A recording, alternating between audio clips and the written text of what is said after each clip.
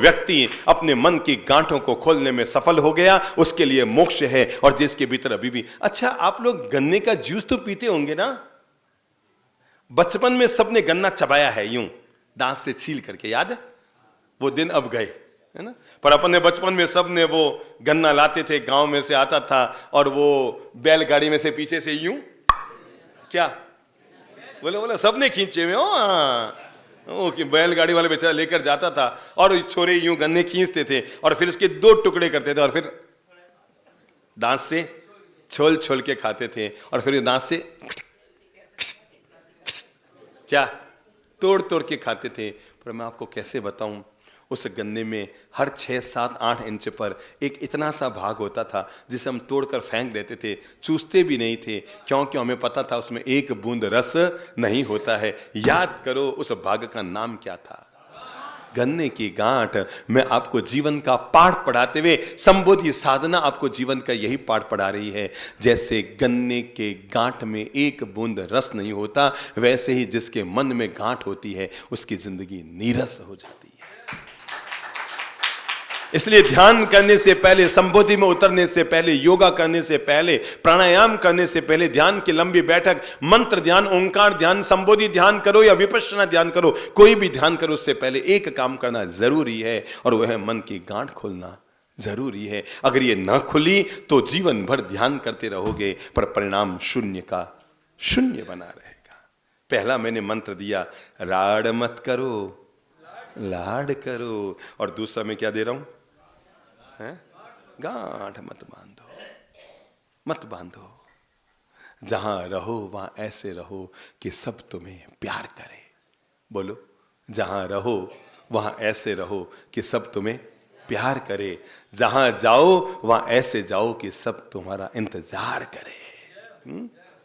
जहां रहो वहां ऐसे रहो कि सब तुम्हें प्यार करे, और जहां जाने वाले हो वहां ऐसे जाओ कि सब तुम्हारा इंतजार करे, और जहां से चले गए हो वहां से ऐसे जीकर जाओ कि सब तुम्हें याद करे। इससे कम में कभी जिंदगी जीकर तो देख लो। आपको आधा मिनट का समय दे रहा हूं, अपने मन को टटोल लो। मुझे देखने की बजाय अपने आप को देख लो। कहीं कोई बुआ के प्रति, फूफा के प्रति, चाची के प्रति, आंटी के प्रति, पड़ोसन के प्रति, पड़ोसी के प्रति, व्यापारी के प्रति, समाज वाले के प्रति, ट्रस्टी के प्रति, जहां आप जुड़े हो वहां किसी व्यक्ति के प्रति, सेठ के प्रति, मालिक के प्रति, कर्मचारी के प्रति, सहयोगी के प्रति, कहीं शिक्षक के प्रति, कहीं छात्र के प्रति, कहीं ननद देरानी सास बहू के प्रति, कहीं कोई छोटी सी भी गांठ बंधी हुई है, तो अपने मन को हल्का करके कह लो, मैं अपने मन को निर्मल और पवित्र करती हूं और संकल्प करती हूं कि मेरे मन में अगर किसी के प्रति भी लेश मात्र, देखो भाई, जैनों में एक पर्व आता है पर्युषण, उसमें 2 काम होते हैं, मालूम है आपको? एक तो क्षमापना होती है, एक प्रायश्चित्त होता है। क्षमापना होती है रिश्तों को मीठा बनाने के लिए, और प्रायश्चित्त किया जाता है आत्मा को निर्मल करने के लिए। इसलिए आपने देखा होगा अगले दिन सब लोग बोलते हैं खमाउसा खमाउसा, ऐसे सुना होगा ना? जैनियों में परंपरा है, संवत्सर के अगले दिन खमत खामना, सब मैसेज देते हैं, व्हाट्सएप भेजते हैं, घरों में जाते हैं, शाम को प्रतिक्रमण तो करते हैं प्रायश्चित्त के लिए, अपनी आत्मा को निर्मल करने के लिए, और प्रतिक्रमण के बाद क्षमापना करते हैं अपने रिश्तों में घुले हुए कड़वाहट को खत्म करने के लिए। और आपको पता है, जब पिछला साल देश में अभी दूसरी बारी है केंद्र सरकार की, है ना? भाजपा सरकार की केंद्र में दूसरी बारी है। इससे पहले भी एक बारी वो खेल चुके हैं। जनता बड़ी जबरदस्त होती है। आप भी शामिल और मैं भी शामिल हूं। सबको चयन करना आता है, पर मैं आपको इतना सा बता रहा हूं कि जब 5 साल पूरे हुए तो संसद का अंतिम सत्र था, ठीक है? वो सत्र था जिसमें संसद भवन पूर्ण होने वाला था। अब सरकार का कार्यकाल पूर्ण हो गया, नया चुनाव और नई व्यवस्थाएं लागू होंगी।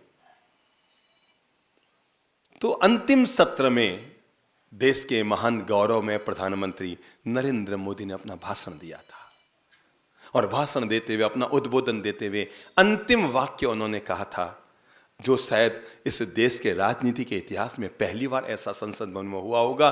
तब उन्होंने चूंकि वो गुजरात से जुड़े हुए हैं और गुजरात में जैन धर्म का जबरदस्त प्रभाव रहा है, तो उन पर भी उन सब बातों का खूब प्रभाव रहा होगा। और तब नरेंद्र जी मोदी ने खड़े होकर के संसद भवन में अपनी अंतिम पंक्ति कही थी, हम मिले जुले, आपस में आए गए, हमने आपका विरोध किया, आपने हमारा विरोध किया, जिससे जो बना सबने 5 साल तक किया है, पर आज हम वापस अपने अपने घर लौट रहे हैं, नई जिंदगी लेकर वापस हम यहाँ आएंगे। पर मैं भगवान श्री महावीर की परंपरा से इस शब्द का प्रयोग कर रहा हूं, मैं आप सभी लोगों से क्षमापना कर रहा हूं।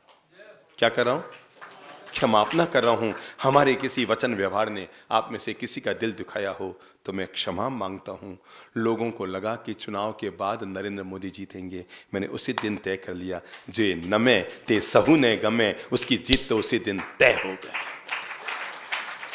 गुजरात में एक बड़ी प्यारी सी कहावत है, जे नमे ते सहु ने गमे। इसका मतलब आप समझ गए? मैं आपको बता दूं, गुजराती मारवाड़ी में ज्यादा फर्क नहीं होता है।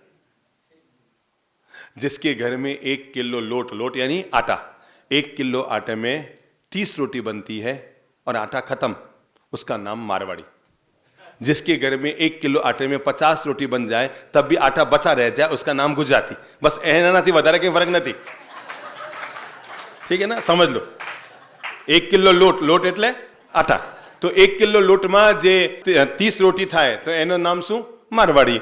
और रोट आटो खत्म थी जाए, और जिसके घर में 1 किलो आटे में 50 रोटी बन जाए तब भी आटा, इसका मतलब तो इससे ज्यादा गुजराती मारवाड़ी में फर्क नहीं होता।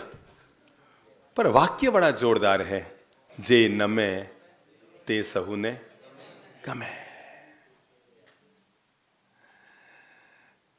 शादी के पहले लड़का बोलता है गुजराती में, तारा वगर मने फावतू नथी। શું? फेरा खाने से पहले क्या बोलता है? तारा वगर मने फावतू नथी। एनो मतलब શું? तेरे बिना भी क्या, बिल्कुल इसी का गुजराती में है ये, तारा वगर मने फावतू नथी। और शादी के 3 साल बाद क्या बोलता है? तारा जोड़े मने फावतू नथी। तब कहता है तेरे बिना जी नहीं सकता, फिर कहता है तेरे साथ में जी नहीं सकता।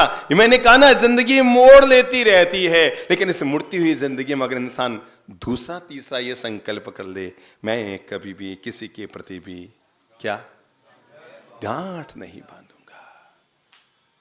पक्का फैसला कर लो, आज माफ कर दो, ठीक है?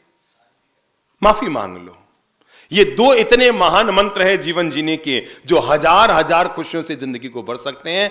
अगर किसी अरबपति के मन में वैर की गांठें चल रही है तो दुनिया का सबसे दुखी आदमी है, और कोई कंगालपति भी अपने मन को बड़ा निर्मल खुश कर चुका है, वो दुनिया का सबसे अमीर आदमी है। मैंने कई कोठियों में नरक को पलते हुए देखा है, और मैंने कई कुटियाओं में स्वर्ग को पलते हुए देखा है। किसी करोड़पति की जिंदगी में हमेशा खुशियों के पल रहे, यह संभव नहीं है, और किसी गरीब की जिंदगी में हमेशा दुख ही भरा रही है, संभव नहीं है। इसलिए देख लो, टटोल लो, खुद को पहचान लो, चीन लो।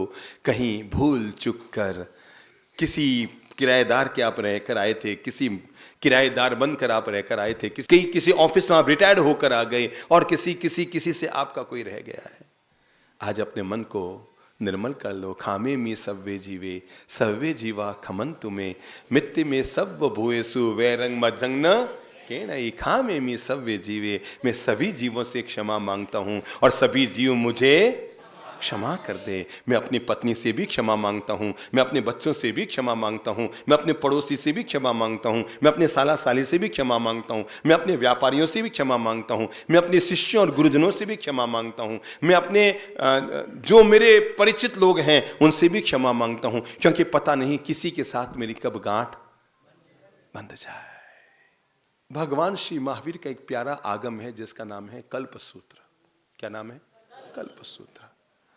जितना महत्व सनातन परंपरा में भगवत गीता और भागवत का है, उतना ही महत्व भगवान महावीर की परंपरा में कल्पसूत्र का है। पर्युषण पर्व में सुनते हैं ना, अरबों रुपये जैन लोग इस शास्त्र पे खर्च करते हैं, तो वो लगभग 1250 सूत्र में बना हुआ है। कितने में? 1250 सूत्रों में।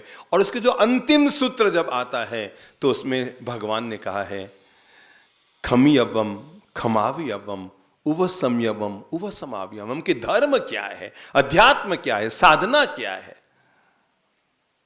अभी जब आपने ध्यान सूत्र पढ़े थे तो आपने एक लाइन पढ़ी होगी कि पूर्वकृत बंधन की, पूर्वकृत कार्यों की क्षमापना करने के बाद अपने आप को ध्यान में प्रवृत्त करें।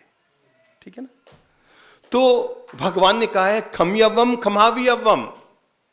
धर्म क्या है? खम्यवम यानी क्षमा मांग लो, और खमावियवम क्षमा कर दो।